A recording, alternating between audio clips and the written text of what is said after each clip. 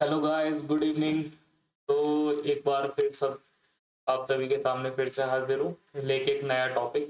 Basically एक Japanese methodology है जो मैन्युफैक्चरिंग इंडस्ट्री में आज के टाइम पे बहुत यूज होती है। बेसिकली जो लोग वर्किंग कर रहे हैं अभी इनिशियल एंट्री लेवल पे उनको तो पता होगा, लेकिन जो अभी हमारे स्टूडेंट्स हैं मे बी उनको नहीं पता होगा। तो बड़ी इंपॉर्टेंट मैथडोलॉजी है। और बेसिकली जो अभी इनिशियल डेज में मैं जिन मैथडोलॉजी पर डिस्कस करूंगा वो सारी methodology basically mostly Japanese methodology होंगी। तो एक फैक्ट और शेयर करूंगा कि आखिर ऐसा क्या है कि इंडस्ट्री में जैपनीज मैथडोलॉजी आज की डेट में ज़्यादा यूज हो रही है as compare to other European countries and other methodology. तो इस पे भी मैं एक फैक्ट शेयर करूंगा at the end of the video. So start करते हैं बिना देरी करे हुए। Good evening everyone. तो ये आज का टॉपिक है हमारा पोकायोके। बेसिकली एक बड़ा अजीब सा वर्ड है, आप लोग सुन नया होगा आपके लिए, तो इसका ओरिजिन बताता हूँ कि है क्या ये पोकायोके का मतलब क्या है। पोकायोके बेसिकली एक जापानीज वर्ड है। पोका ओ यूकेरू। पोका ओ यूकेरू। पोका मीन्स मिस्टेक, एरर। यूकेरू मीन्स अवॉइड और प्रूफिंग। तो जो नाम है इसका उसी में इटसेल्फ इसका मीनिंग छिपा हुआ है कि एरर प्रूफिंग सिस्टम और मिस्टेक प्रूफिंग सिस्टम और a system which use to avoid the mistake और एरर्स। तो स्टार्ट करते हैं डेफिनेशन। बेसिकली ये जापानीज एक मेथडोलॉजी है, लीन मैन्युफैक्चरिंग स्ट्रेटेजी है जिसका एम है to eliminate the mistake and defect during the manufacturing process. तो अब आप लोग सोच रहे होंगे इसका इसको पता किसने किया सबसे पहले, इसको याद किसने किया। तो वो थे हमारे एक जापानीज इंजीनियर थे इन 1960 में, सीजीओ शिंगो। ये महानुभव है, आप देख रहे होंगे राइट साइड में। तो इन्होंने ये टोयोटा प्रोडक्शन सिस्टम में काम करते थे। तो इन्होंने ये बेसिकली इजाद किया था 1960 में। तो वो कहो कि होता किस तरीके का है, क्या है, सब लोग जानते हैं। बेसिकली बस कनेक्ट करने की जरूरत है, तो मैं आपको वो कनेक्ट करता हूँ कुछ प्रोडक्ट लेवल के पोकायो पे। प्रोसेस के तो जब आप काम करेंगे मैन्युफैक्चरिंग प्रोसेस में, और जो लोग हमारे अभी ऑलरेडी वर्किंग है एंट्री लेवल पे उनको पता भी होगा क्या है। जो नए हैं उनको मैं थोड़ा सा आइडिया देता हूँ कि पोकायोके होता क्या है विद प्रोडक्ट लेवल के जो पोकायोके हैं उसके एग्जाम्पल, क्योंकि प्रोसेस अभी आप लोगों को शायद पता भी नहीं होगा। तो बताता हूँ रियल लाइफ एग्जाम्पल के साथ। आप लोगों ने यूएसबी पिन तो देखी होंगी, या आप देख रहे होंगे A type B type, different different type की। इनमें क्या हो रहा था कि होता था एक इशू, पिन को अगर आपने जरा भी गलती से निग्लिजेंसी कह दो या आपने सावधानी नहीं बरती और इसको इंटेंशनली पुश करके अंदर इंसर्ट किया जैक में, यूएसबी जैक में फोन के, तो क्या होगा कि या तो जो आपकी यूएसबी केबल है उसकी पिन टूट जाएगी या जो फोन का जैक है वो डैमेज हो जाएगा। तो आज की डेट में कंपनीज ने क्या किया है, इसको इम्प्रूव करने के लिए नई तरीके की पिन आ गई है। आप देखोगे एक सी टाइप पिन है, राइट, ये वाली। तो ये वाली पिन अगर आप देखोगे सी टाइप आ गई है आज की डेट में। तो ये एक आईफोन की पिन है अपने आप में। ये दोनों पिन को आप चाहे जैसे आंख बंद करके सोते उठते चाहे जो मर्जी कर लो, अगर आपने एक बार अलाइन करके इंसर्ट किया तो ये कुछ भी डैमेज होने वाला नहीं है। अगर हल्का फुल्का इधर उधर भी हो गया तो अंदर इंसर्ट होना है, डैमेज कुछ भी नहीं होना है। तो ये काइंड ऑफ पोकायोके है बेसिकली प्रोडक्ट लेवल का। एक दूसरे एग्जांपल पे बात करते हैं, और एग्जांपल देता हूँ। वॉशिंग मशीन आप लोगों ने देखी है अपने घर पे। तो पहले क्या होता था, अब से 5 साल 10 साल पहले क्या होता था कि there were some very old version. तो उस टाइम पे क्या होता था कि अगर आपने लिड ओपन कर दिया वॉशिंग मशीन का तो बंद नहीं होती थी। बट आज की जो वॉशिंग मशीन है वो इतनी एडवांस आ गई है कि if you will open the lid then it will automatically close और शट डाउन, टर्न ऑफ। वो चलेगी ही नहीं जब तक आप दोबारा लिड क्लोज नहीं करेंगे। तो ये पोकायोके है कि रिस्क रिड्यूस कर रहा है। बेसिकली पता चला किसी ने चल रही है लिड ओपन किया कुछ डाल दिया तो डैमेज होने का चांसेस है, तो वो रिड्यूस हो। एक पोकायोके की और बात करता हूँ आज की कार में। बेसिकली आप लोग देखते होंगे जब तक आप क्लच पर पैर नहीं रख के क्लच को पैर प्रेस नहीं करोगे तब तक क्या होता है, कितना ही सेल्फ लगा लो चलेगी नहीं। पहले क्या होता था, सेल्फ पता चला अलग लेवल का स्ट्रेस लेके टेंशन लेके आप कार में बैठे, गियर ऑलरेडी पड़ा हुआ, आपने ध्यान नहीं दिया उसको न्यूट्रल करने का, दबाया, गाड़ी आगे चल गई, पता चला आगे पार्किंग में खड़ी थी, दूसरी गाड़ी में जाकर ठुक गई। तो इसको अवॉइड करने के लिए डिजाइनर्स ने क्या किया, जो ऑटोमोटिव मैन्युफैक्चरर है ओईएम, उन्होंने क्या किया कि पोकायोके लगा दिया कि until unless you will not press clutch it will not start. जब स्टार्ट नहीं होगी तो मूव भी नहीं होगी, राइट। तो ऐसे ही और शेयर करता हूं मैं एक पोकायोके। हम लोग सब लोग पेट्रोल पंप पे जाते होंगे, राइट, भरवाने। तो जब आप टंकी फुल कराते हो तो आप देखते होंगे कि जो नोजल है, जैसे ही टैंक फुल हो जाता है, ये जो लीवर है ये ऑटोमेटिकली अप हो जाएगा, चाहे बंदा करे ना करे, बंदा वहां पे है नहीं है, ऑटोमेटिकली अप हो जाएगा। तो बेसिकली ये क्या है, ये भी काइंड ऑफ पोकायोके है। पता चला अगर ये ना हो, बंदा पता चला कि फोन में बिजी हो गया या कहीं बिजी हो गया, भर के और वो निकलता जा रहा है, निकलता जा रहा है।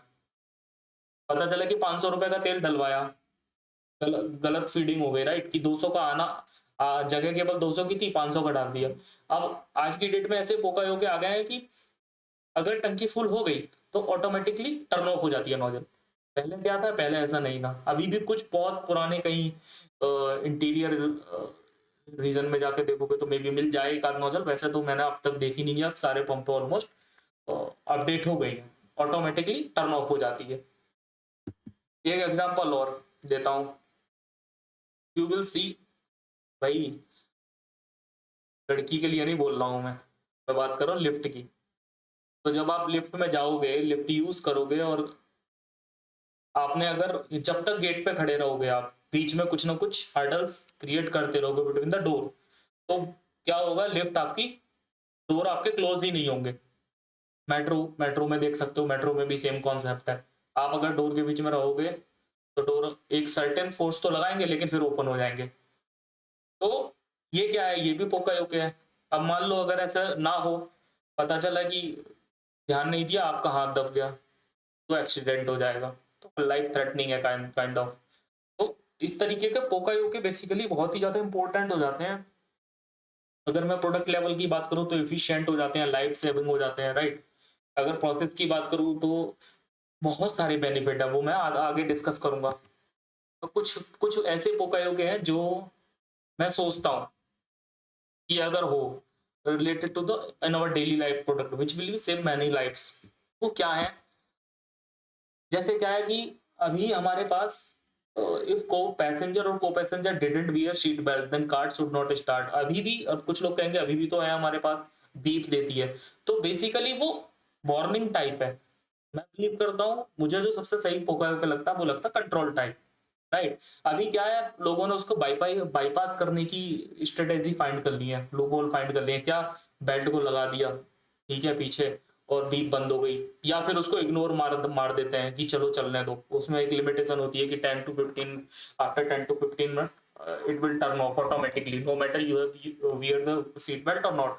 तो मेरा क्या आइडिया है, कुछ ऐसा हो कि सीट बेल्ट अगर वियर ना हो, ना कर रखी हो, तो कार स्टार्ट ही ना हो until unless passenger and co-passenger both are not wearing the seat belt, car start ही ना हो।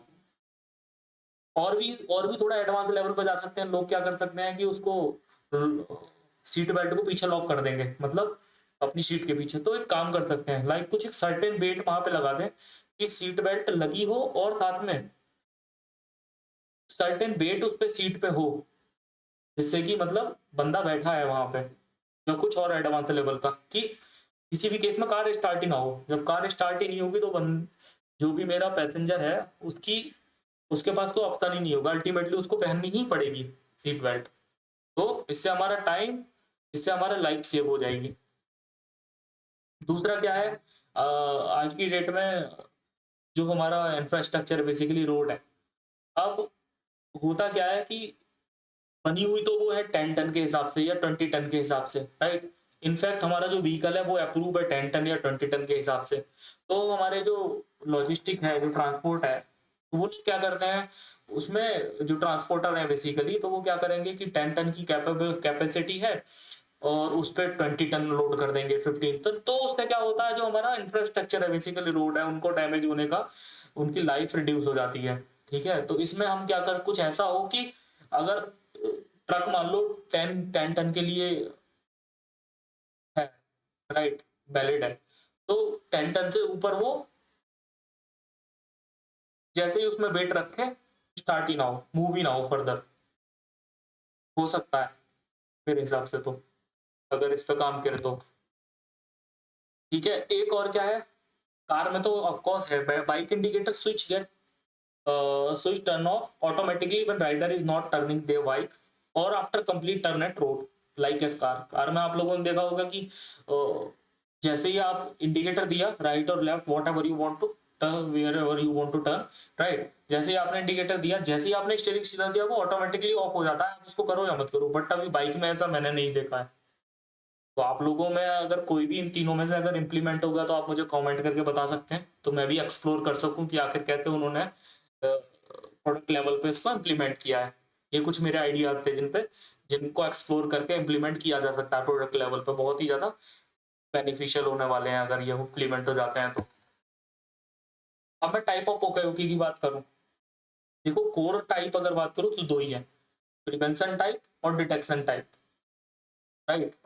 तो जो हमारा प्रिवेंशन टाइप है, basically pokayoke ensure the process is design that mistake can be prevented before they occur, मतलब अगर हो ही ना उससे पहले ही प्रिवेंट कर दे एरर को, तो वो हमारा प्रिवेंटिव टाइप हो जाएगा, राइट। अब होता क्या है कि जरूरी नहीं है कि आप हर जगह प्रिवेंटिव टाइप इंप्लीमेंट कर सकें, क्योंकि कई सारे फैक्टर होते हैं।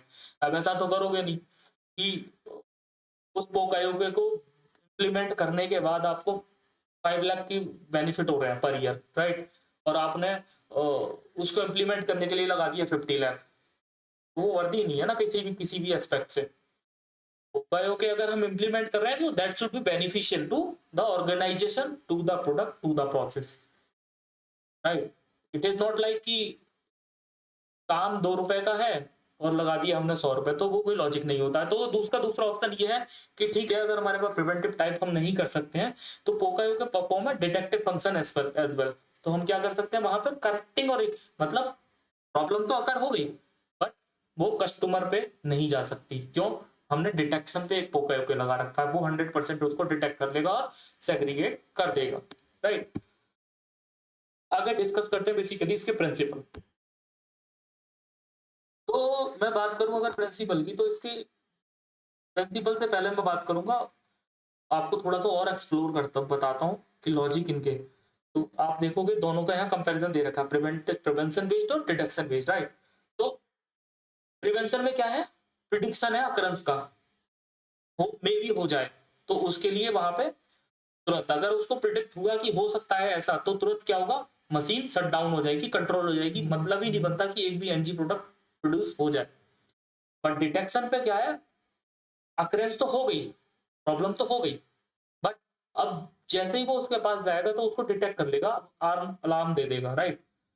दोनों में सबसे बेस्ट प्रिवेंशन बेस्ट क्यों है, ये बेस्ट क्यों नहीं है डिटेक्शन, जहां तक मैं, तो अगर पॉसिबिलिटी है तो प्रिवेंशन बेस्ट है और वो ही लगाना चाहिए, क्यों, प्रिवेंशन क्या करता है, वो प्रॉब्लम को अगर होने ही नहीं देगा किसी भी केस में, बट और प्रोसेस को तुरंत शट डाउन कर देगा, टर्न ऑफ कर देगा, राइट।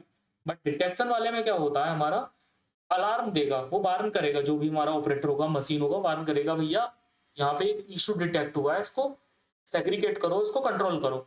अब वो डिपेंड करता है सामने वाले पे कि वो उसको सेग्रीगेट कर रहा है या नहीं कर रहा है, ठीक है। तो 1% रिस्क है अगर बंदे ने लीगल एजेंसी करी, ठीक है, बट दोनों ही हमारे वो डिपेंड करता है हमारा कि कितना फिजिबल है, कौन से वाला फिजिबल है। अगर हमारा प्रिवेंशन पहले प्रायोरिटी, तो प्रिवेंशन टाइप प्रिवेंशन बेस्ड पोकायोके को, इन केस वो फिजिबल नहीं है किसी भी वजह से, ठीक है, कई एस्पेक्ट हो सकते हैं उसके भी, तो अब हम डिटेक्शन बेस्ड पे जा सकते हैं अल्टीमेटली, क्योंकि something is better than nothing, ना लगाने से तो लगाना अच्छा है, कंट्रोल तो होगा ना कम से कम, डिटेक्शन पे ही सही। अब प्रिंसिपल की बात करता हूं मैं, तो बेसिकली इसके भी प्रिंसिपल भी हमारे दोनों के अंडर में आते हैं। 4 प्रिंसिपल है हमारे जो प्रिवेंशन के अंडर में आते हैं, और 2 प्रिंसिपल है हमारे जो हमारे डिटेक्शन के अंडर में आते हैं। तो अगर मैं प्रिवेंशन के अंडर में जो हमारे प्रिंसिपल है जिसकी बेस पर हम प्रिवेंशन कर सकते हैं, तो वो क्या है, एलिमिनेशन है, प्रिवेंशन है, रिप्लेसमेंट है और फैसिलिटेशन है। और मैं डिटेक्शन की अगर बात करूं तो 2 तरीके से कर सकते हैं, डिटेक्शन और मिटिगेशन। एक तो डिटेक्ट कर लो, एक जो हमें लग रहा है, मिटिगेशन मतलब होने से पहले ही उसको पकड़ लो, तो इलिमिनेशन की बात करूं अगर मैं, तो हमको elimination is to eliminate the possibility of error by redesigning the product or process। Product के एग्जांपल तो बहुत सारे हमने देखे, राइट। प्रोसेस के बेसिकली जो हमारे नए जो हमारे स्टूडेंट्स हैं उनको अगर प्रोसेस का एक्सप्लेन करूंगा तो मे भी थोड़ा नहीं आएगा, बट इनफैक्ट स्टिल मैंने कुछ एग्जांपल आगे रखे हैं तो उनको बताऊंगा। तो प्रोडक्ट और प्रोसेस को इस तरीके से रिडिजाइन कर दो कि जो मेरा इशू है, जो मेरी प्रॉब्लम्स है, वो कंप्लीटली इलिमिनेट हो जाए। इसलिए हम कह सकते हैं don't do it any more. अब प्रिवेंशन को बात करते हैं कि प्रिवेंशन क्या है। प्रिवेंशन है मेक श्योर, इसमें भी बेसिकली हम डिजाइन करते हैं और ये करते हैं प्रोडक्ट और प्रोसेस की इस तरीके से कि it is impossible to make a mistake at all, right. Make sure it can never be done wrong. वहां तो हमने इलिमिनेट कर दिया, यहाँ इलिमिनेट तो हुई बट वो आगे कंटिन्यू नहीं चलेगी, तुरंत वहीं रुक जाएगी ऑन स्टॉप। यहाँ तो अकर होने का ही चांस नहीं है एलिमिनेशन में। तो रिप्लेसमेंट में क्या है? रिप्लेसमेंट है बेसिकली हमारा एक सर्टेन प्रोसेस है, राइट।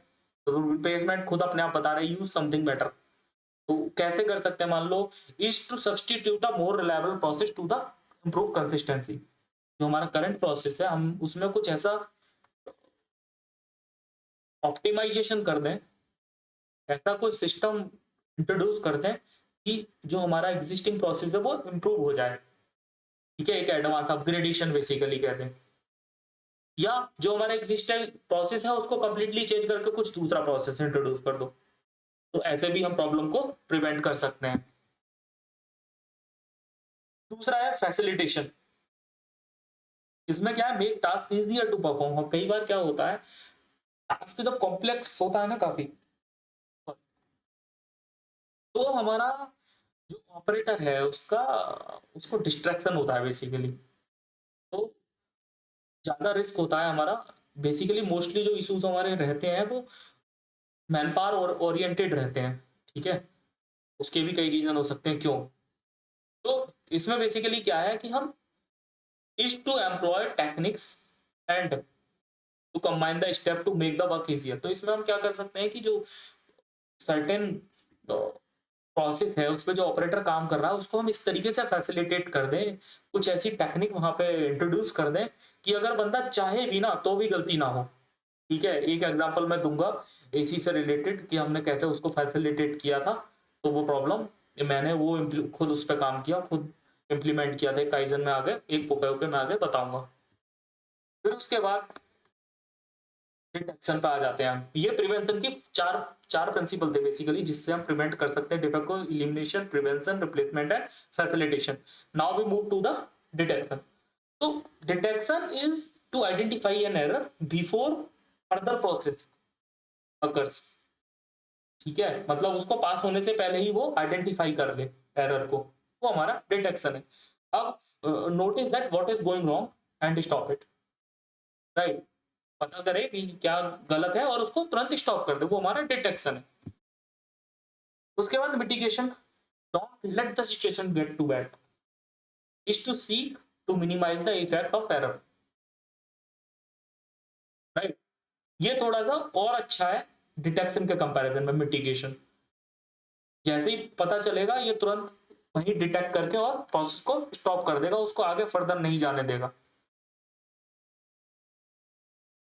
अब आगे हम डिस्कस करते हैं टाइप ऑफ अप्रोचेस। तो बेसिकली दो अप्रोचेस हैं हमारी अगर हम बात करें, control approach and warning approach. तो दोनों में डिफरेंस क्या है? This approach sense a problem and stop a line or process so that corrective action can take place immediately, thus avoid serial defect generation। अभी मैंने शुरू में ही बताया था कंट्रोल अप्रोच क्या करती है कि सिस्टम को जैसे ही उसको आइडेंटिफाई होगा प्रॉब्लम, जैसे ही आइडेंटिफाई होगी वो तुरंत स्टॉप कर देगी लाइन या प्रोसेस जो भी है हमारा, और चलने ही नहीं देगी उसको। तो हमारा जो डिफेक्ट जनरेशन है, सीरियल डिफेक्ट जनरेशन है, मास डिफेक्ट जनरेशन है, वो अवॉइड हो जाएगा। वार्निंग अप्रोच हमारी क्या करती है? This approach signals the occurrence of deviation or the trend of deviation through an accelerating series of buzzer, light, or other warning device. However, unlike the control method, warning method does not shut down the process and on every occurrence. तो warning approach क्या है? वो बताएगी भाई गलत है, गलत है, गलत है, लाइक जैसे वार्निंग अप्रोच को तुम ये कह सकते हो, रेड लाइट बताते, वो दिखा रही है रेड लाइट है मीन्स खतरा है, मत चलो रुको, ग्रीन है जाओ। वो बंदे पे डिपेंड है ना कि तुम जा रहे हो तो जा रहे हो तो जाओ, तो तुम्हारा कॉल है, झेलोगे जो भी उसके अपन इम्पैक्ट होंगे। तो वार्निंग अप्रोच हमारी वार्न करती है, बेसिकली नाम से ही पता चल रहा है, ठीक है। बट वो सिस्टम प्रोसेस को हर बार प्रोसेस को ऑफ नहीं करेगी, कंट्रोल नहीं करेगी, शट डाउन नहीं करेगी। अब तुम यहां पे देखोगे, अगर ये प्रोसेस है मेरा, ठीक है, यहाँ जैसे ही मिस्टेक बनने वाली थी, ये मिस्टेक है, ये डिफेक्ट है, ठीक है, गलती हुई कोई भी और कन्वर्ट हो गई डिफेक्ट में। डिफेक्ट मतलब एनजी, जैसे मान लो डिफेक्ट मतलब गलत, मान लो कोई एक स्टैंडर्ड है उससे जरा भी कुछ अगर हटके बना प्रोडक्ट हुआ, length, dimension, weight, whatever it is, design से फीचर्स, अगर कुछ भी जो हमारे डिफाइंड स्टैंडर्ड है अगर उससे थोड़ा भी अलग होता है तो वो हमारा एनजी है, नॉट गुड प्रोडक्ट है, वो डिफेक्ट है, क्योंकि वो विद इन द स्पेक नहीं है, स्पेसिफिकेशंस नहीं है। तो ये मेरा प्रोसेस चल रहा है, यहाँ मिस्टेक हुई और ये डिफेक्ट में कन्वर्ट हो गई। तो मिस्टेक होने वाली प्रोसेस चला, ओकायोके यहाँ लगाया मैंने प्रिवेंशन के लिए, मिस्टेक होने से पहले ही उसने रोक दिया, अकर ही नहीं होने दिया। अब क्या हुआ, प्रिवेंशन टाइप ओकायोके नहीं था, प्रोसेस चल रहा है, मिस्टेक हुई, डिफेक्ट में कन्वर्ट हो गई, ठीक है। बट डिफेक्ट में जैसे ही कन्वर्ट हुई तभी हमारा तुरंत ऑन द स्टॉप उसने, ऑन द स्पॉट उसने डिटेक्ट कर लिया, तो डिटेक्शन टाइप हो गया। अब हम बात करते हैं इफेक्टिव मेथड की। बेसिकली इसके तीन टाइप के, तीन मेथड है बेसिकली, अगर मैं बात करूं, contact type, contact method, fixed value method and motion step method. और तीनों ही मेथड में दोनों ही अप्रोचेस यूज हो सकती हैं, ये एक और फैक्टर है, कंट्रोल और वार्निंग अप्रोच दोनों ही अप्रोचेस यूज हो सकती हैं तीनों मेथड में, इस तरीके से, राइट। अब हम आगे डिस्कस करते हैं तीनों के बारे में कि कॉन्टैक्ट मेथड क्या है, फिक्स्ड वैल्यू मेथड क्या है, विद एग्जांपल, तो थोड़ा सा अच्छे से समझ में आएगा। तो कॉन्टैक्ट मेथड बेसिकली है detect any deviation in shape, dimension, form, position और other physical characteristic through mechanism that are kept in the direction in direct contact with the part. तो ये हमारा बेसिकली कोई भी डेविएशन किसी में भी, शेप में हो, डायमेंशन में, फॉर्म में, पोजीशन में, उसकी जो फिजिकल कैरेक्टरिस्टिक्स है प्रोसेस की उसमें या प्रोडक्ट की उसमें, तो वो उसको डिटेक्ट कर लेगा, ठीक है। It can be used in the situation of rapid repetition, जहां पे हो रही है infrequent production और environmental problem such as poor lighting, critical temperature, dust, noise and so on। ये हम वहां भी यूज कर सकते हैं जहां पर रैपिड रिपीटिशन है, इनफ्रिक्वेंट प्रोडक्शन है या एनवायरमेंटल प्रॉब्लम्स है such as poor lightning, critical temperature, तो वहां भी हम इसको यूज कर सकते हैं। अब मैं आपको एक एग्जांपल देता हूँ, ये हमारा बेसिकली सेल फोन कवर है, जो हमारा फोन रहता है, फोन के पीछे जिसे हम लगाते हैं बड़े, अपने फोन को डेंट से बचाने के लिए, डेंट स्क्रैच से बचाने के लिए। तो बेसिकली ये बनता है हमारा इंजेक्शन मोल्डिंग से, जनरली जनरली हमारे इंजेक्शन मोल्डिंग से बनता है। अब इंजेक्शन मोल्डिंग से इसको बनाने के लिए इसमें मटेरियल फीड करते हैं हम मोल्ड में, ठीक है, मैं आपको एक्सप्लेन करता हूँ। तो बेसिकली ये इस तरीके की मशीन रहती है ना। तो ये हमारा रॉ मटेरियल डाल दिए, दाने होते हैं मटेरियल के, रॉ प्लास्टिक हो गए, रॉ मटेरियल हो गए, तो उसको हमने डाला, पैरल से होते गया, ये मोल्ड है हमारा, ठीक है।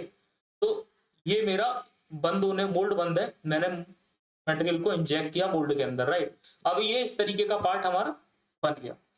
अब क्या हुआ, जब ये मेरा पार्ट, अब इसके अंदर मोल्ड मटेरियल डालने के लिए सिंपल सी बात है, गेट भी होगा, जिसमें से जाएगा मटेरियल, कैसे जाएगा, तो बंद है ना, इस तरीके की शेप देनी है बंद करने के लिए। तो एक गेट पॉइंट होता है जिसमें से हम मटेरियल इंजेक्ट करते हैं उस प्रोडक्ट के लिए, प्रोडक्ट। तो ये गेट पॉइंट जनरली इस लोकेशन पे, कैमरा लोकेशन पे दे देते हैं, कई दफा other location like fingerprint area दे रखा हो तो वहां भी हो सकता है, डिपेंड करता है। बट जनरली जो भी हम, जहां से मटेरियल इजीली जा सके और बाद में गेट पॉइंट को हम रिमूव भी कर सकें, वो दिखे भी ना, तो आप लोग जानते भी नहीं होंगे, अगर देखोगे, जो नहीं पता है जिसको, आपको फोन पे दिखेगा ही नहीं कि कहीं से, आपको समझ में नहीं आएगा ये मटेरियल बना कैसे होगा ये, जो नहीं जानते इंजेक्शन मोल्डिंग के बारे में, राइट? तो यहाँ पे क्या होता है, बेसिकली यहाँ से मटेरियल इंसर्ट होता है, तब जाके ये पूरा पार्ट हमारा बनता है। तो क्या होता है, इसको बोलते हैं गेट पॉइंट। ये जब ये जनरली मार्केट में देते हैं, उससे पहले इसको कट कर देते हैं, इस पार्ट को हटा देते हैं, क्योंकि ये यूज अगर इसको कट नहीं करेंगे तो ये कैमरे ढक जाएंगे आपके। अगर देख रहे हो आप, ये फोन है, अगर मान लो यहाँ इसको नहीं कट करते तो ये ढक जाएंगे। तो क्या होता था कि ये कट करने के लिए पंचिंग मशीन होती थी, ठीक है? तो ये वाला पोकायो के मैंने इम्प्लीमेंट कराया था। तो होता क्या था, ऑपरेटर इसको जो फिक्सर होता था उसमें रखता नहीं था सही से, जो पोजीशन होती थी। पता चला कभी इस कॉर्नर से उठा दिया, कभी इस कॉर्नर से उठा दिया, तो वो शिफ्ट कट जाता था। मान लो कटना चाहिए ऐसे, तो वो यहाँ से कट जाता था दूर से, तो आधा कैमरा ढक जाता था उसका। ऐसे मान लो अगर हम उस एबनॉर्मल कटे हुए टीपीयू को अगर हम असेंबल करें, प्रोडक्ट कवर को असेंबल करें डिवाइस पे, तो वो कैमरा ढक देता था, या तो इस साइड के या इस साइड के, जिस साइड से शिफ्टिंग होगी। तो हमने क्या कर दिया, उसमें एक माइक्रो स्विच लगा दिया, ठीक है? माइक्रो स्विच आते हैं हमारे कीन्स के, ओमरॉन के, काफी कंपनीज के माइक्रो स्विचेस आते हैं, तो वो लगा दिया। अब वो क्या करता था माइक्रो स्विच, उसकी सप्लाई दे दी हमने, पावर बटन के साथ जोड़ दिया वो, ठीक है, सीरीज में। तो क्या हुआ, जब तक टीपीयू को वो पूरे तरीके से फिक्सर में शिफ्ट नहीं करता था, तो जो टीपीयू की एज थी उससे उस माइक्रो स्विच को हमने टच कर रखा था। तो जब तक माइक्रो स्विच प्रेस नहीं होता था, जब तक टीपीयू को पूरे तरीके से फिक्सर पे सेट नहीं करेगा ऑपरेटर, माइक्रो स्विच प्रेस नहीं होगा। जब तक माइक्रो स्विच प्रेस नहीं होगा, तो जो पावर बटन होते थे वो चाहे कितने भी ऑपरेटर दबाता रहता था, चलती ही नहीं थी मशीन। तो इसका ये बेनिफिट हुआ कि जब से ये इम्प्लीमेंट किया, उसके बाद से ड्रास्टिकली डिफेक्ट जीरो हो गए। जो शिफ्टिंग का डिफेक्ट था कंप्लीटली इलिमिनेट हो गया, जस्ट क्या करने से, एकमात्र माइक्रो स्विच ऐड करने से। तो और उसमें क्या हुआ, कॉस्ट उसकी रही होगी अराउंड 150 के आसपास। तो उससे जो मास रिजेक्शन था वो कंट्रोल हुआ, ऑपरेटर को कोई फटीक नहीं, बस उसकी आदत डाली, उसको आदत डालनी उसकी मजबूरी हो गई। जब तक प्रोडक्ट को रखेगा नहीं जो एसओपी में डिफाइंड है, उस तरीके से मशीन चलेगी नहीं, जो कि पहले नहीं कर रहा। पता चला नाइट शिफ्ट है, झोंका आ गया रात में सोते सोते, रखा ही नहीं, दबा दी मशीन, कट गया, शिफ्ट आगे बढ़ा दिया। तो इससे अब जब तक रखेगा ही नहीं तब तक चलेगी नहीं, नहीं चलेगी तो शिफ्ट कटेगा नहीं। तो ये वाला इंप्लीमेंट किया था। आगे डिस्कशन करते हैं फिक्स्ड वैल्यू मेथड। दूसरा मेथड है, it track the process movement using optical device and automatic counters. It control certain operative parameter like move, rate, length. तो यहाँ पे आप देखोगे दो है ये, यहाँ पे ये बेसिकली वायर हार्नेस है। वायर हार्नेस होती है, आप गाड़ी में देखोगे, बाइक में देखोगे, जिससे कनेक्शन दिया जाता है, इलेक्ट्रिक सप्लाई दी जाती है हमारे सारे इलेक्ट्रिक फंक्शन को। इंडिकेटर हो गया, आपका हेडलैम्प हो गया, हॉर्न हो गया, जितने भी इलेक्ट्रिक फंक्शन है उसको इसी से हार्नेस से दी जाती है। तो उसमें केबल टाई लगी हुई होती है उसको अटैचमेंट करने के लिए, ठीक है, व्हीकल के साथ केबल टाई होती है, इसको केबल टाई बोलते हैं बेसिकली। तो अगर ये केबल, अब ये यहाँ पे कटर से कट कर रहा है, तो कटर से कट करने की दो चीजें हो सकती हैं। एक तो ये हो सकता है कि लूज रह सकती है ये, दूसरा स्टैंडर्डाइज वे में नहीं कटेगी, किसी में ज्यादा काट देगा, किसी में बड़ा कम काट देगा। तीसरा ज्यादा टाइट हो सकती है, जिससे जो मेरी ये एनकोट है ये पंचर हो सकती है, डैमेज हो सकती है। तो इसमें हमने क्या किया, ये भी मैंने यूज कर रखा है बेसिकली। तो इसकी जगह ये गन है, आती है एक, इसमें आप क्या कर सकते हैं, कितने दूरी से काटना है वो फिक्स कर सकते हैं आप, ठीक है, और कितना न्यूटन फोर्स के साथ अप्लाई करना है। मान लो अगर किसी एनकोट की, ये एनकोट है, अगर इसकी डाया मान लो 20 है, तो उसके हिसाब से आप उसका टॉर्क सेट कर सकते हो कि कितने न्यूटन पे जाके कट जानी चाहिए। फिर बंदा चाहे उसमें कितने भी कितनी बार ट्रिगर करता रहे, ये गन है, इसको ट्रिगर करोगे तो पुल करती रहती है यहाँ से, ये पुल होता रहेगा, जैसे ये ट्रिगर करेगा ये पुल होगा, ये ट्रिगर करेगा ये पुल होगा। तो क्या होगा, जैसे 9 न्यूटन फोर्स अप्लाई होगा, इस गन में एडजस्ट कर देते हैं इस गन को, ठीक है, इससे टॉर्क एडजस्ट कर देते हैं, जैसे 9 न्यूटन पे होगा तुरंत ये कट कट कर देगी। और कितने से, जितना हमने माउथ इसका लगा रखा है, जितना मान लो 3 mm डिस्टेंस से कट करना है, 2 mm से, वो डिपेंड करता है प्रोडक्ट टू प्रोडक्ट।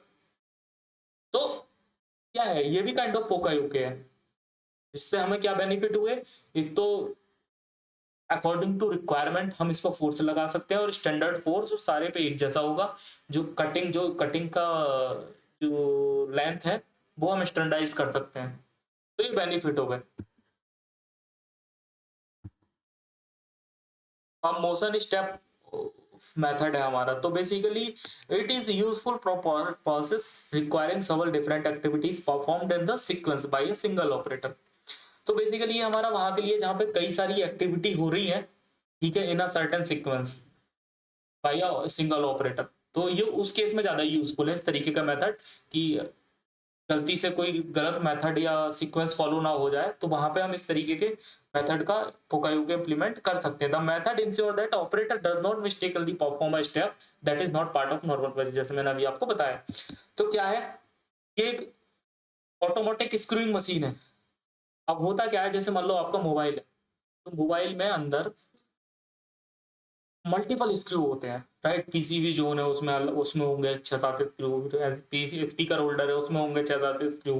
तो एक तरीका तो ये है कि बंदे से हम मैनुअली लगवा दें। अब है क्या, इसमें सीक्वेंसिंग डिफाइन करनी पड़ती है बेसिकली। जब हम लगाते हैं तो वो सीक्वेंसिंग प्रोडक्ट की फिजिबिलिटी, जो असेंबली फिजिबिलिटी है, उसके हिसाब से डिफाइन करनी रहती है, रिजेक्शन को रिड्यूस करने के लिए, डिफरेंट टाइप के इश्यूज को रिड्यूस करने के लिए। तो उस मैनुअल एरर को रिड्यूस करने के लिए पता चला सीक्वेंस तो लगाना था 1 2 3 4 5, बंदे ने स्क्रू को लगा दिया 1 3 4 5 2, तो एक डिफेक्ट जनरेट हो सकता है। तो उस डिफेक्ट को जनरेट करने के लिए मशीन ही फिक्स कर दी वहां पे, और मशीन में प्रोग्रामिंग कर दी, पहले नंबर पे पहला स्क्रू, दूसरे नंबर पे दूसरा, तीसरे पे तीसरा, चौथे पे छठा स्क्रू, पांचवें पे पांचवा, ठीक है, और छठे पे चौथा, ऐसे करके हमने एक सीक्वेंस बना दिया। तो वहां अब जो एरर के चांसेस हैं, अब मशीन में जो प्रोग्रामिंग सेट है, मशीन केवल वो ही पाथ फॉलो करेगी। अगर यहाँ पे मैनुअल ऑपरेटर होता तो वो चांसेस थे, निग्लिजेंसी की वजह से चांसेस थे कि वो गलत स्टेप फॉलो कर जाए। लेकिन यहाँ पे हमने मोशन स्टेप टाइप का हमने एक फोकायो को इम्प्लीमेंट किया इस तरीके के इश्यूज को कंट्रोल करने के लिए। अब बात करते हैं बेसिकली सिंक्रोनाइजेशन का अप्रोच वर्सेस मेथड। अब थोड़ा सा लॉजिक समझ में आएगा कि कैसे ये यूज कर सकते हैं, डिफरेंसेस बेसिकली पता चल जाएगा। जैसे मान लो कॉन्टैक्ट मेथड है, कॉन्टैक्ट मेथड है और मैं कंट्रोल टाइप अप्रोचेस यूज कर रहा हूँ। तो क्या है, जैसे मान लो एक फिक्सचर है, उसमें एक पिन लगा रखी है और कोई पार्ट है, अगर पार्ट, ठीक है, जब तक आप सही नहीं करोगे, उसको प्लेस नहीं करोगे सही से, वो उसमें जाएगा ही नहीं, तो डिफेक्ट बनेगा ही नहीं। वन में क्या है, a device on a drill count the number of hole drilled in a workpiece, a buzzer sound if the workpiece is removed before the correct number of holes have been drilled. अब इसमें क्या है, मान लो buzzer तो sound कर रहा है, आपने पीस हटा लिया, कोई पर्पज नहीं, कंट्रोल नहीं होगा, वो डिफेक्ट तो बन जाएगा। मर्जी है, अगर या तो आप जैसे ही उसने किया तो हटाओ मत, अगर हटा लोगे तो वो हटा, मतलब कंट्रोल नहीं कर सकता वो डिफेक्ट को, बेसिकली बन जाएगा, डिफेक्ट बन सकता है, वार्न करेगा वो। अब आपकी मर्जी, आप उसको फॉलो कर रहे हो, उसकी इंस्ट्रक्शन को देख रहे हो, ध्यान दे रहे हो कि क्यों वार्निंग आई है, तो बचेगा, नहीं तो डिफेक्ट बन जाएगा।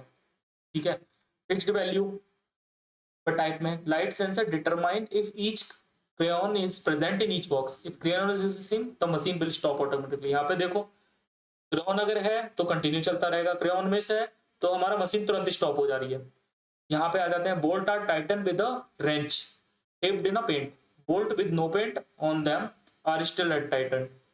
यहाँ पे वार्निंग है, काइंड ऑफ दिख रही है कि जिस पे पेंट नहीं है वो अभी भी टाइट नहीं हुए हैं। अब मर्जी, अब तुम टाइट करना चाह रहे हो कर दो, नहीं करोगे तो वो डिफेक्ट है, कंट्रोल नहीं हुआ प्रोसेस पे, मतलब वार्न किया उसने। वो डिपेंड, अभी भी वहां पे एक स्कोप है, डिपेंड करेगा डिसिप्लिन अगर है, अगर फॉलो करोगे तो वो डिफेक्ट नहीं आएगा, अगर नहीं करोगे तो डिफेक्ट बन जाएगा। Motion step, a simple proximity switch open after all component are loaded in the proper order।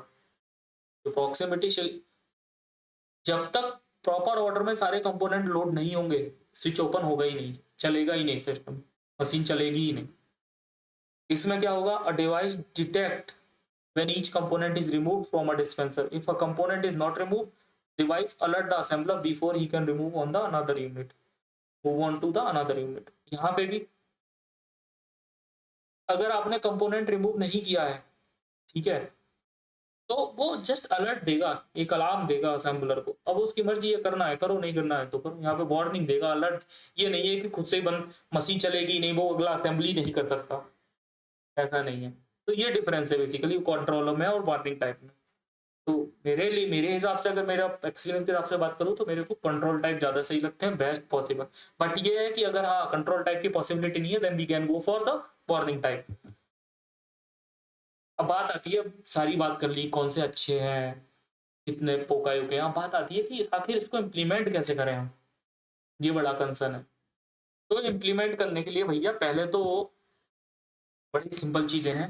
Defect को आइडेंटिफाई करो, ठीक है, सोर्स आइडेंटिफाई करो, जो जो डिफेक्ट बन कैसे रहा है, ठीक है।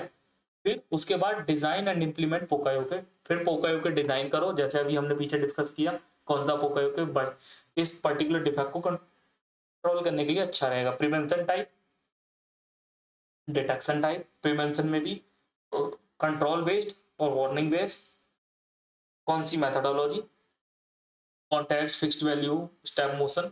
तो ऐसे करके सारे एस्पेक्ट को पैरेलली इवेल्युएट करके डिजाइन करो और इम्प्लीमेंट करो। उसके बाद मेंटेन करो और कंटिन्यूअसली इंप्रूव करो। तो जरूरी नहीं है। और इसमें एक चीज और है, ये नहीं है कि आप सोच रहे हो यार इसमें ऐसा हो जाएगा। अगर आपको 50 से 60% बेनिफिट भी दिख रहे हैं तो आप इम्प्लीमेंट कर दो। इम्प्रूवमेंट के स्कोप पे बाद में डिस्कस कर लेंगे, बाद में इम्प्रूवमेंट बाद में भी हो सकते हैं। 50% तो बेनिफिट है ना करंट सिनेरियो में, जो करंट डिजाइन आपके माइंड में आई है, तो जस्ट डू इट अगर आपको उससे बेनिफिट दिख रहे हैं। कोई ऐसा मत सोचना कि जब तक आप 100% उसको कंट्रोल नहीं कर लेंगे जो सर्टेन डिफेक्ट है, तब तक इम्प्लीमेंट नहीं करूंगा। नहीं, ऐसा नहीं करना चाहिए। इम्प्रूवमेंट का स्कोप हमेशा रहेगा प्रोसेस में। अब ऐसा कोई सोचता कि वॉशिंग मशीन मैं जब तभी बनाऊंगा जब मैं उस पर सारा रिस्क रिड्यूस कर दूंगा, तो फिर तो 10 साल पहले वॉशिंग मशीन नहीं बनती ना, या कार अब से 50 साल पहले 60 साल पहले नहीं बनती ना। अगर कोई सोचता कि जब तक मैं क्लच जब तक ऐसा ना हो कि गियर में डली हो ना डली हो, जब तक स्टार्ट करूं तो गाड़ी ना चले, ऐसा अगर सोचते तो नहीं होता ना। तो ऐसा नहीं होता है। तो जो भी, अगर आपको जरा भी बेनिफिट दिख रहे हैं, ठीक है, इम्प्लीमेंट करने में जो कॉस्ट आ रही है उससे ज्यादा बेनिफिट अगर दिख रहे हैं, जरूरी नहीं है कि ज्यादा ह्यूज बेनिफिट होंगे तभी, तो उसको इम्प्लीमेंट कर दो। थोड़ा सा डिटेल में डिस्कस करते हैं कि डिफेक्ट को आइडेंटिफाई करें कैसे करेंगे। तो डिफेक्ट को आइडेंटिफाई करने से पहले उसका एरिया आइडेंटिफाई करो। Define the potential error prone area. You need to define the area where the chance of defect are high. For this you can make the use of Pareto analysis, कि कौन से area में defect ज्यादा है और कौन से defect ज्यादा है। ठीक है, कौन से डिफेक्ट ज्यादा है, पहले तो कौन से एरिया में ज्यादा और कौन से डिफेक्ट ज्यादा है। तो पैरेटो बना लेते हैं बेसिकली 80-20 की, जो टॉप 3 या टॉप 5 या टॉप 4, जैसा तुम जैसा कंट्रीब्यूशन के हिसाब से जो उनका डिफेक्ट का शेयर है पूरे ओवरऑल रिजेक्शन में, उसके हिसाब से तुम काम कर सकते हो। उसके बाद वो अकर कहाँ से हुए, तो अकर के 6 पॉसिबिलिटी है केवल, उसके अलावा और कोई पॉसिबिलिटी है ही नहीं। Man, method, material, machine, measurement और मदर नेचर। मदर नेचर बोले तो एनवायरमेंट। ठीक है, इन 6 की कैटेगरी है जिसमें तुम्हारा कॉज 110% फॉल कर रहा होगा।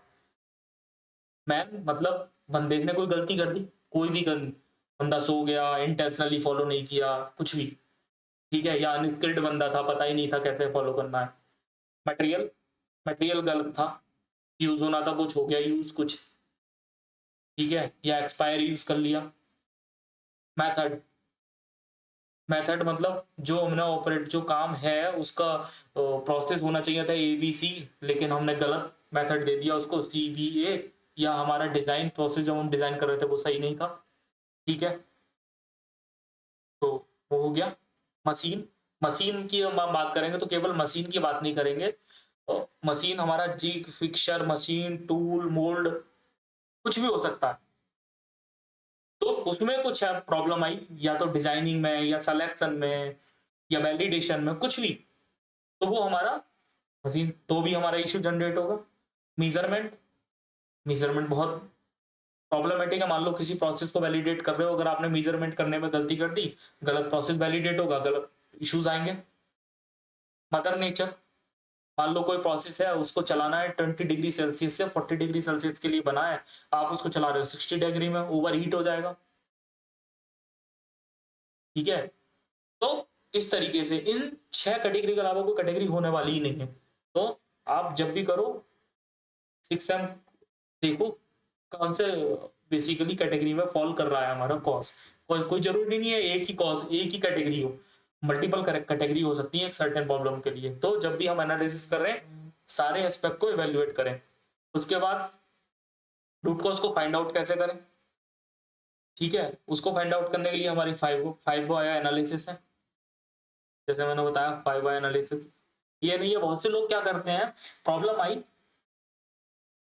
अच्छा इसमें ग्लू कम है, ठीक है, मान लो एक सर्टेन था, मान लो कोई चीज थी चिपकी हुई थी, वो छूट गई, ठीक है, क्यों छूट गई, ग्लू कम है, ठीक है, ग्लू लगा दिया, लोग सोचते हैं प्रॉब्लम रिजॉल्व होगी, नहीं, पहले तो उसके कॉज पे जाओ, ग्लू कम है अगर तो क्यों है कम, जो निकल के आएगा कॉज जो भी हो कि मशीन ने इजेक्शन सही नहीं किया, कुछ भी है तो क्यों नहीं किया, तो ऐसे करके 5 बाय ढूंढो, फिर जो भी वाय निकल के आए उन सारे वाय के अगेंस्ट में एक्शन लो, तब आपका इशू कर, आपने ग्लू कम था, आपने ग्लू लगा दिया, तो ग्लू लगाना करेक्टिव एक्शन है ना कि long term action. Corrective action और लॉन्ग टर्म एक्शन में डिफरेंसेस है।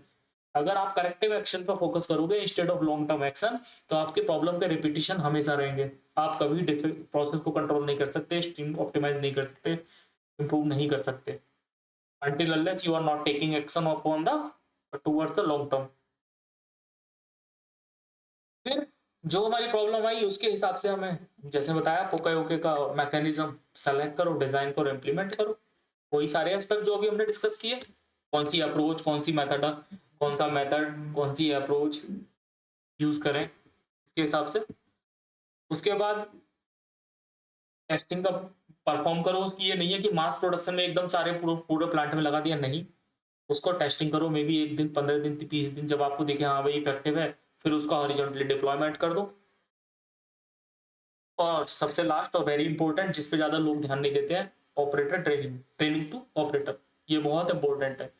अब वो आपने दुनिया भर के मैकेनिज्म लगा दिए, लेकिन जो उसको अल्टीमेटली यूज करने जा रहा है, जो उसको फॉलो करने जा रहा है, वो उसको नहीं पता होगा, उसकी अवेयरनेस ही नहीं होगी, तो कोई बेनिफिट नहीं है। तो ट्रेनिंग टू द ऑपरेटर। अब बात आती है कि हमें ये कैसे पता चलेगा हमारा उकायोके अच्छा है, तो इसके बड़े तीन तीन कैटेगरी है बेसिकली इसकी भी। क्विक, क्लियर और simple. It must provide quick feedback and assist in the acknowledge mistake at the origin. Quick feedback दे, जो भी हमारा मिस्टेक हो रही है उसको एक्नॉलेज करके ओरिजिन की। और the system must be precise and clear to diagnose error easily. जो भी हम सिस्टम बना रहे हैं वो उतना प्रिसाइज होना चाहिए, क्लियर होना चाहिए, जिससे कि एरर को इजीली डायग्नोस कर ले। Simple, pokayoke must be simple and less complex, this is because it may become a time consuming process. ये इसलिए इंपॉर्टेंट है, अगर आपने सिंपल नहीं बनाया, इसको कॉम्प्लेक्स कर दिया, तो ये आपके प्रोसेस का साइकिल टाइम इंक्रीज कर सकता है, आपके प्रोसेस की इफिशियंसी को डाउन कर सकता है, ठीक है। और पता चला कि लगाया अच्छे के लिए था, उसने आपके अपोजिट इम्पैक्ट डाल दिया प्रोडक्ट प्रोसेस पे, प्रोडक्ट पे। तो सिंपल भी होना चाहिए। ये 3 चीजें हैं, क्विक, क्लियर और सिंपल, हमारे पोकायोके में जब भी हम चूज करने जा रहे हैं, सेलेक्ट करने जा रहे हैं, तो हमें ध्यान देनी चाहिए। बेनिफिट की बात करते हैं, बहुत सारी बातें कर ली, क्यों हुआ, कैसे हुआ, बेनिफिट क्या होने वाले हैं जो आपके लिए सबसे ज्यादा आई ओपनिंग होने वाले हैं।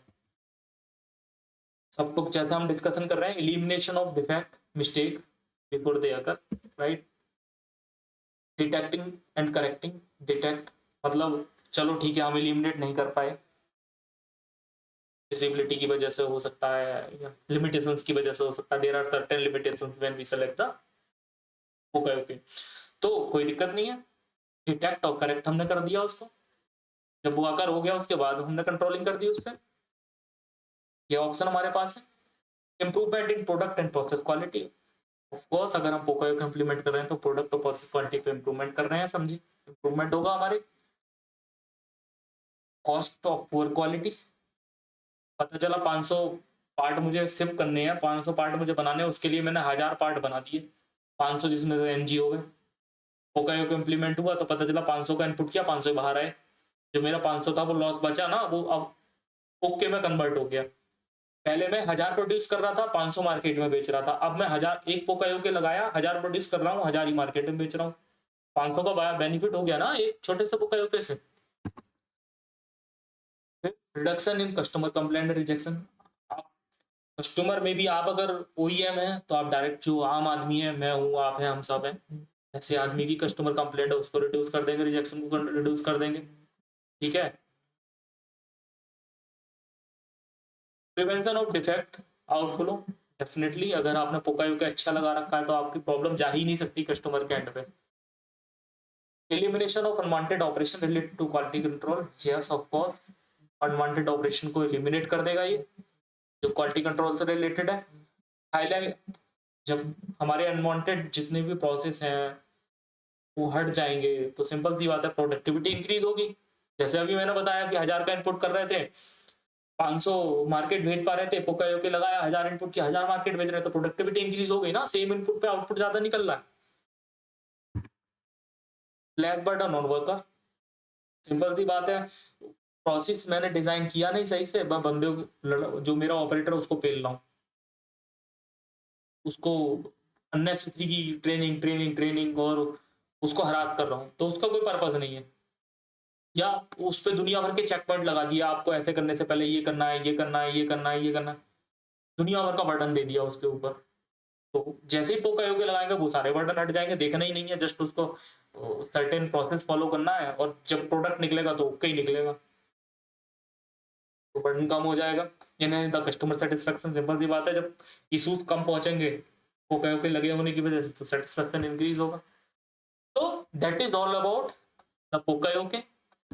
आपकी कोई क्वेरी हो कंक्लूजन पे डिस्कस करें अगर हम, manufacturing unit install it to avoid the wastage and practice lean manufacturing, जो मैंने स्टार्टिंग में बताया था, तो ये ओवरऑल इसका कंक्लूजन है।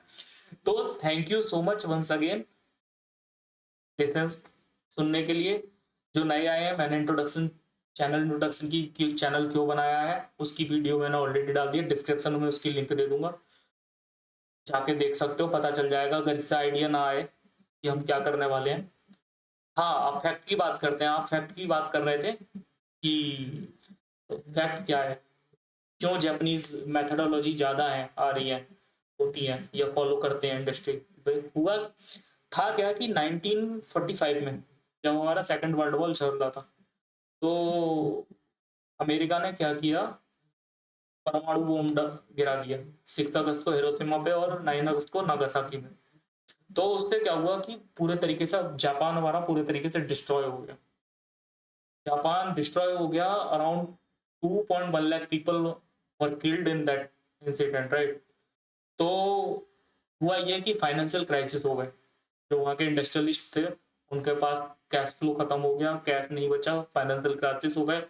अब इंडस्ट्री को रन कराने के लिए क्या किया जाए, क्या ना किया जाए जिससे कम पैसे की जरूरत पड़े या जरूरत ही ना पड़े और आउटकम अच्छा हो, बेनिफिट अच्छे हो। तब वो जो जापानीज थे उन लोगों ने ये छोटे छोटे इस तरीके की मेथडोलॉजीज का इस्तेमाल करना शुरू किया। अभी बहुत सारी ऐसी मेथडोलॉजी है जिसमें कुछ भी इन्वेस्टमेंट नहीं है या बहुत माइन्यूट सा इन्वेस्टमेंट है, बट बेनिफिट बहुत ज्यादा है। इसी वजह से जापानीज ने इन पे काम किया और ये लोग लेके आए ऐसी ऐसी मेथडोलॉजीज। तो वो हम डिस्कस करेंगे आगे आने वाले टाइम में, और वीडियो शेयर करूंगा उससे रिलेटेड। तो जुड़े रहिए, जो नए आए हैं शेयर करिए, कीप वॉचिंग, कीप सब्सक्राइबिंग। ठीक है, thank you so much once again, bye bye.